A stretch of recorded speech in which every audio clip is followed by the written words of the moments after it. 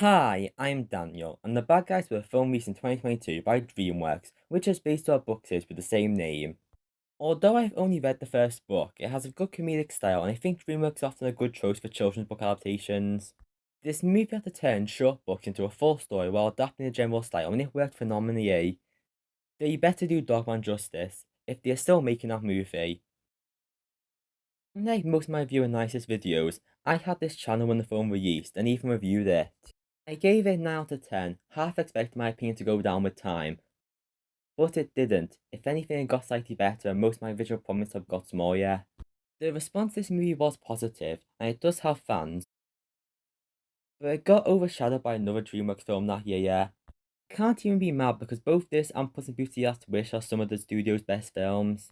That has yes flaws and a better moment, but I have to say I prefer this. It's underrated being fun, well written, and a very creative use of film as a medium. I will discuss why this works so well in the field I'll probably be young. But I think a film like this deserves it for me. Part 1, a brilliant opening scene. This film went through a lot of ideas on how to start the movie, with some deleted scenes, but what it went for introduced the style so perfectly, as well as being a great scene in general. It has Mr. Wolf and Mr. Snake have a conversation with Diane that's casual, but introducing their interactions. Original opening show Mr. Wolf first, then the others, but I think it was better to start with these two as the movie's real core. This opening is a Pulp Fiction reference, which is a movie I only first watched a month ago, so I'm not too familiar with it. Both openings serve a different purpose. Pulp Fiction has this scene followed by 2 hours of other stuff before coming full circle to the opening. This, however, used it for a camera to reveal that everyone in the diner was scared in the corner of them. It's just funny how casual they are about people responding this way, and how they use money to pay for their food. Despite that, they walk back and immediately enter a bank, where we can't see them properly, just hear the yarn, don't mind us just robbing the place. How casual that statement is said is funny, and sets up this movie's comedic style. Then there's a car chase, and Mr. Wolf addressed himself as a big bad wolf, villain of every story. This establishes the pure and common tropes a movie will have, followed by introducing the whole gang with their skills and personality. Particularly Mr. Shark being a master of disguise and stealing the Mona Lisa. This scene also establishes Mr. Snake's birthday, and them getting cake and trying to get a present introduces the found family dynamic between them. You get a good sense of who they are and how they interact, even though the scene is placed in a fast-paced car chase. Mr. Wolf even drives to the police station to get a proper car chase, which shows their seeming coolness but also cockiness. They act reckless and yet they can never be caught, which sets up the rest of the plot. It also showcases cool animation devices and visuals showing who the cast are. It's just a very fun opening scene that sets up a yard without it feeling in your face about it. I remember on first watch, it made me tell I will love this movie, for this and many other reasons. Part 2, Planning a Heist Homage. This movie goes all in that genre in a way that feels like a homage and a parody. We already got the opening car chase, but there's several more plans made throughout the movie that are really funny. You see every caution and step taken in the plan, as well as errors that happen and how they work around them. The first heist is to steal the golden dove from the award show, and this shows the disguising, getting ideas for scans, and all play a different purpose. The group works well together and are skilled bad guys. This movie also has clever space-queuing techniques to show what everyone's doing at once. It is really tense and attention-grabbing given how no one has succeeded before stealing this. The lasers going off is extra of how they almost get caught, but pull it off. Well, they don't right after, but they pull it off technically.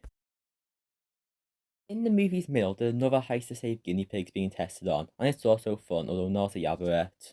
They also like the long-term heist plan the bad guys are doing by pretending to become good guys to stay bad guys. There's almost an oh no moment when Mr. Snake gets caught in a briefcase, but they get through only to find the code is just 1, 2, 3, 4, 5. That is just funny. The heist also might do a good job conflicting the audience because they partly want the bad guys to succeed, but also want Mr. Wolf to find his goodness and be accepted.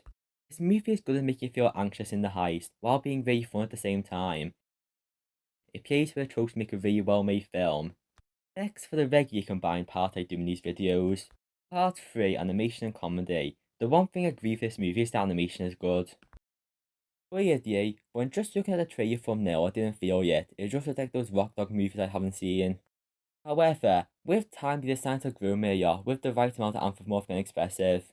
The human background characters look a bit strange, but they don't do anything so it doesn't matter.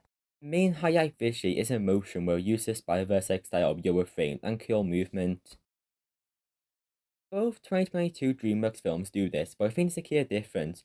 Puss in Boots is quite texture heavy with the details on the fur, the forest setting, and especially that star. It's so shiny and nice looking. The Bad Guys is yes textured, and despite seeing a very furry film, the fur isn't that noticeable. Both do look amazing, but I like how this was like a graphic novel, which adds to the stylistic feel. It's also colourful and vibrant, even when it's dark it looks bright and fun. There's also many great use of cinematography, off where the shot is inconsistent use of long stretch of continuous shot. It adds a lot to the heist feel and comedic style. Speaking of, I remember being worried this would have a lot of Dreamworks hype humour, but that feels in place when it's used and isn't the majority of the comedy. This movie is funny, it's mainly dialogue humoured by these characters. The interaction is great and there's a good presentation. One joke I like is when Foxington assaulted the bad guys on TV, Miss Francis says she regrets voting for her. That doesn't make sense when she's a criminal. How does she just show up for voting without being arrested? But that's what makes it funny. As well as everyone else's surprise reactions. This movie doesn't harp on jokes by how casually they are said and new jokes or auditions follow up soon after. Not every joke is a big yander, but the style and way they keep coming is something I love. Both the animation and comedy have a clear style to them, and it adds a lot to make this movie so amazing. The comedy also works when referring to the characters and it fits them to say what they say. Cheers on to the next categories. I couldn't put all the characters in one section like usual, for once I actually want to look at them in more detail. Part 4. The Bad Guys themselves. We'll go into a bit more spoiler territory from this point. So watch the movie, it's great. Anyway, The Bad Guys has an entertaining cast of characters who have strong story arcs and personality. Mr. Wolf is a great protagonist. His screen presence is great due to how much charm he has. He is very fun comedically, but also has an interesting arc. He is conflicted between his newfound interest in goodness and his role in the group. He is the leader and plan guy, and you can understand every step of his redemption. He is smart, but messes it up at points which causes spectacular interaction with other characters, especially Mr. Snake. All their scenes together carry the movie, and their interactions were set up from the start. Mr. Snake is seen as the most bad and straight man of the group, but he also has his own wants. He asked Mr. Wolf if the plan were to change whether he would know. It makes sense his point of view how betrayed he feels by him. It's conflicting for the audience because you understand how cynical Mr. Snake views the world. The prison fight scene is great for this reason as both seem understandable. His eventual good act he does naturally shows there's more to being good. His final villain team up before turning on him was great. These two characters have strong character arcs and contrast each other very well. The other three don't have as much to them, but still have fun characters with distinct personality traits. I think 5 was the perfect number for this group. Mr. Shark comes off likeable for how he's the most optimistic of the group. His talented disguise is funny, and I just enjoy the most out of these three. Miss Tarantula is the trope of expert hacker, which I just like how overpowered these type of characters are. She has some funny lines and another fun character. Mr. Piranha is the weakest of the team, but I still like him. He has a funny screen presence and sings Good Tonight, which is a great song. Also, as for the fart jokes, I think they were fine because the joke is more the reaction to it all happening at an awkward time rather than just farts itself. This group of youths is great, the interaction is nice for how they are united and are friendly. They have a solidarity and kind of found family, which really works. Next, I will try to halfway defend one part that is heavily criticised. Part 5. A good twist villain? Well, so, Marmalade. I do enjoy his character. It's basically what Utopia wanted with Undecency. He is funny, but every voice by his actor sounds the same. It fits his character, but it still here Alva Gunners from Disenchantment. I will discuss why I think he works, but could have been better. He is introduced to the receiver the nicest person award, a symbol of wholesomeness, as a little guinea pig. First half, Marmalade feels like a different character, but I like that how much he put on persona. Even with that, I like how they show some of his ego with his moments of annoyance and bragging. He has some cool lines like all lines will be on you tonight, and his whole attempts to make the bad guys good. The twist is very predictable, and the reveal seems more responded by that's where the story's going okay. It's not really a big twist, but unlike other twist villains, he gets enough time out of villain and fits the plot. He puts up a facade and manipulates people quite well. You can understand why the characters wouldn't say it. This story is about societal roles and prejudice, so it's clever how a villain who uses all perceptions to hide his villainy. I like how he twists Mr. Wolf to thinking he's the one playing him and not the reverse.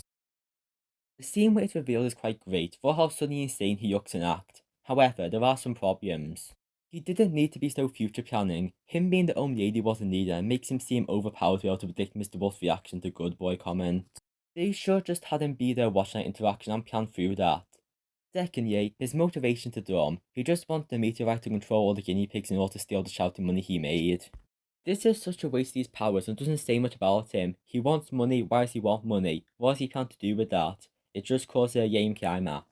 Actually no, it's a pretty great climax, but the threat could have been better. I think Marmier would have been better if he wanted to make money by using his act and pushing down others in the process. It would be interesting if he wanted to praise and admiration while being more manipulative. But better go with the theme to the societal perspective and contrast the ego and youthful reputation the bad guys had. It would show the positives and praise that the bad guys could get, but push to an evil extreme. Or he could have had some kind of motivation to stop guinea pigs being tested on. Army is still pretty good, but he could have been better, and he is one of the weak aspects of this amazing movie. Part 6, The Importance of Diane Foxington. There's no main character yet to discuss, and that's the Peace Chief. Need to throw it in somewhere, so I will discuss a bit at the start of this part. Jay is funny with her dedication to catching the bad guys. When they got caught, I equally make fun of the trope of having no purpose now by following up with her yapping saying this is the best day of her life. The Peace Chief doesn't have an arc and it's just a comedic relief as the only prominent human character, and that's what works about her.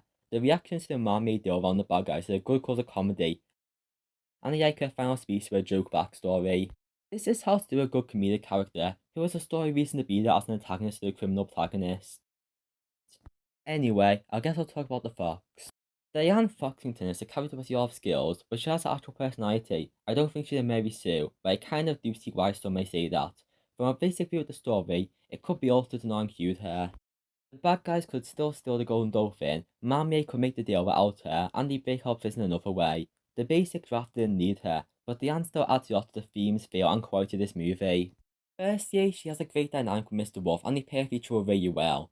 She has smart and carefree lines, but all stealing away from Mr. Wolf's charm, and works as a positive influence. I think the romance is well written. I may still slightly prefer Mr. Wolf and Mr. Snake's ship, but that's a given for me. It's not yet a Batman situation, where the straight relationship is full compared to the vastly superior queer coded ship. Speaking of, Diane reminds me of Barbara Gordon because they are both governors, and have a similar role in the main character's arc. She is a sign of a minority reaching a position of power and doing good. She understands the bad guys and intrigued to see if they can change. However, she stays reasonable, unlike pre-twist Marmier seemed to be. Also, there's the other twist of her being the Crimson Paw. This was predicted by many. I didn't, but I don't think it's a big surprise. Anyway, this is a great twist establishing she used to be like them, but yearned to change and now is in a better position. The prison break scene is great for showing her skills, but she's still a bit off after all the years. For the theme that the bad guys could be accepted to be shown and not told, we need a character like Diane. While some discrimination still probably comes her way, she isn't feared and makes that point to Mr. Wolf. She had the realization of redemption without needing a moment of feeling good about being good. She was just able to realize she didn't like who she was and made a change. Diane is a great character, and it's important in the themes we'll discuss in the next part. Part 7, Discrimination, Acceptance and Change. This movie tackles discrimination and being different. Like every other recent animated film, this is getting overused and most times have a different pros and cons. I think that Bad Guys is one of the better ones because it doesn't try to make a real world analogy. For our main comparison, Zootopia is great in its own right and it works at breaking the idea that racism is over. However, it is pulled down by trying to parallel real life racism, and there's many scenes that don't work with this. And the whole idea of comparing predators and prey to humans is a bit questionable. The bad guys aren't trying to have a big message, but it's still a good one that feels accessible. It's more focused on the individual experiences and change to break away from the social expectations. Wolves, snakes, sharks, spiders, piranhas, and foxes are often portrayed as villains. All you need to know is the anthropomorphic version of those animals who will be discriminated against. This movie knows how to be both cynical and optimistic as the society shown. The bad guys are criminals because that's all they can be, or is it? Mr. Wolf gets some interest in being seen as good, and does the plans both for pure, but also to discover it more. The party scene especially is great at showing how people are no longer scared of them.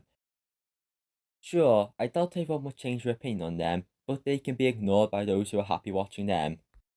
To quote the Grandma Yuka, some people will never accept him, but some people will. The end does a great job showing a cynical view of what happened, but there's still hope. On to that next. This video is almost over. Part 8, How to Do an Ending. I originally wasn't too big on this ending, or at least thought it wasn't as good as the rest of the movie. But through some more thought, it's kind of brilliant. I'll discuss some things that are quite far from the ending, but the fallout scene works here as that's what the whole movie was building up to. Mr. Wolf and Diane go to stop Marmalade, while the others return to their hideout and find everything is gone. In their fridge, Mr. Snake finds a push pop, and unlike the previous two times, he gives it to Mr. Shark, which will only like him. This causes the group to realize they can be good, except Mr. Snake, who storms off. Later, we see he made a deal to work with Marmalade, and this feels believable at first. He previously said that his Marmalade knew how the world works, and their team up isn't too far-fetched. Yuki, the other bad guy, saved Mr. Wolf and Diane. After the climax scene, the bad guys look to be returning the meteorite, but realize it's not the same as Mr. Snake, so he tried to get him back. I like how they aren't being completely following the yacht and being good in their own way and what they want. Marmalade throws Mr. Snake off the helicopter and they end up falling off a cliff. The generic ending would be them being filmed and changing public opinion on the bad guys, but that doesn't happen. They get caught and blamed for the meteorite being stolen, which they didn't do. Marmalade almost gets off scot-free, but then the gem is found in his possession and he is able to Crimson Paw. I love this ending of playing into how the justice system is corrupt, and Marmalade only gets arrested for the wrong thing. The bad guys finally accept getting arrested and I like that. But Diane Foxington, someone who has been better for many years now, doesn't have to deal with the past the same way. Also, people claim this movie is very predictable, and while the main two twists are, this scene pulls two minor twists that are epic. It reveals Mr. Snake was playing the young against Marmalade, switching a meteorite with his yamp and exploding in the background. This is such a cool moment and further revealing the feat. It's great to see what Mr. Snake was planning and his foreshadowing before that. In the car, he is bragging about it. Before Mr. Wolf drops this reveal, he put the push pop in the fridge. While I do question how he got there earlier just for this plan, it's an epic reveal. We get another scene 1 year later of them leaving prison, and that was the bad guys. It's such an amazing film for all the reasons I've gone into for this video. Part 9 Conclusion. Is Dreamworks rising? To answer the question, no. Sure, this and Puss the Wish were masterpieces, but Dreamworks saw some weak movies earlier and after. Ruby Gilman was fine, but next we have Trolls band together.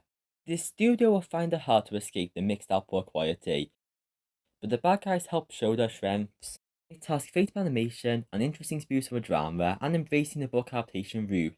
The Dreamworks staples like the comedy and celebrity casting really hits in this type of movie. I hope they make more movies like this.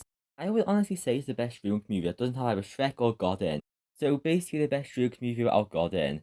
I hope you enjoyed listening to my point of view, and if you liked this video. If you did, consider pressing subscribe and watch my other videos, most shorter than this. Next on Review Nicest, I have more planned, but next I think I'll discuss Dreamworks once again. The end.